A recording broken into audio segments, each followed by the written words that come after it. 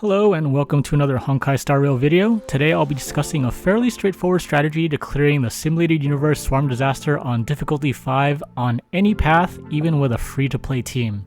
For most people struggling with beating Swarm Disaster on difficulty 5, the issue is usually defense and survivability, as some of these bosses can hit like a truck and one-shot your characters, ending even the most promising runs.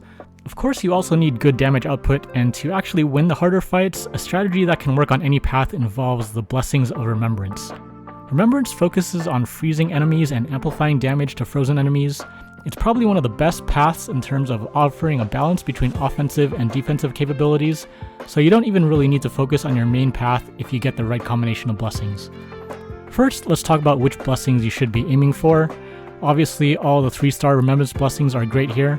They help you keep the enemy team frozen, and the Dissociation buff is a necessity to amplify your damage output.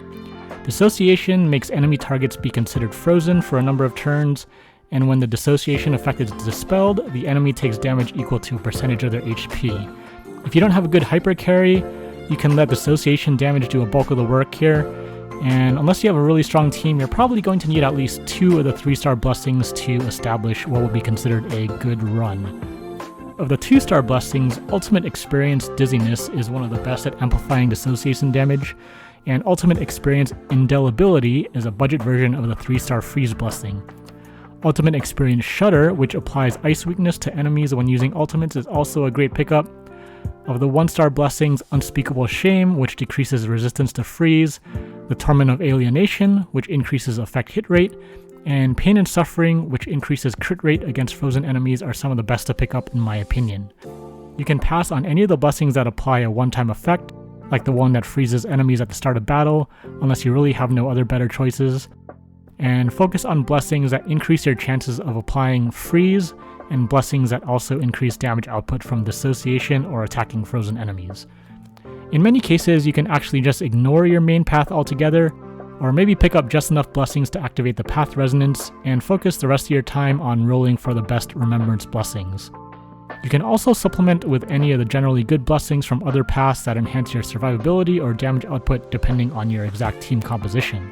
Furthermore, the Remembrance path has interplay resonance with Preservation and Elation, 2 paths which are kind of difficult to complete without certain characters on your account. The hardest path for the strategy is probably the Propagation path, since it has no interplay resonance with Remembrance, and the dice mechanics of the path of Propagation make it a bit harder to pick up a ton of off-path blessings. Nevertheless, it's still possible to use a strategy with Propagation, but it will require a bit more luck and maybe a bit more rerolling than other paths, especially if you don't have a build character that uses enhanced basic attacks like Imbibitor Lunae or Qing Chui. Now, let's talk about team comps. Because you'll ideally keep the enemies frozen for most of the battle, you don't need a ton of damage dealers, and just need to ensure that you don't die when you end up taking a hit or 2 from some of the tougher bosses. You can use a team that consists of your best damage dealer with at least 1 ice applicator and 2 other supports, for example Fire MC, Natasha, or Lynx. March 7th, and any DPS unit is a pretty decent base free-to-play team that works well with this strategy. If you have Japard, he's a fantastic replacement for Fire MC and adds even more free sources to your team. If you have enough free sources, you can also replace March 7th with any better support unit of your choosing, like Bronya or even Pela.